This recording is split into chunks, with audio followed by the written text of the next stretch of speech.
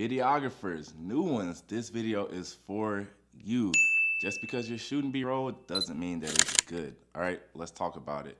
First things first, I've worked with a lot of new videographers, and one thing, I was guilty of it myself. One thing that they do, they don't hold their B-roll shots long enough. They're here, boom, they're bouncing there, they're bouncing there.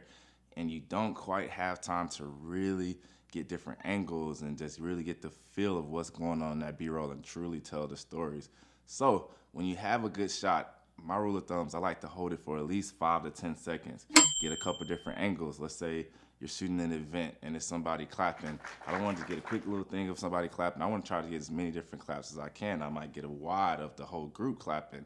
I might get close-ups of just the hands, but I still want to get nice and sturdy, right? And one thing I'm going to mention, you want to stiff legs, stiff knees are not really good for B-roll. You want to sink down and really have that motion, right, in your legs. So you want to sink down. You know, you've heard of heel toe. If you haven't, that's just where you go from heel to toe, right?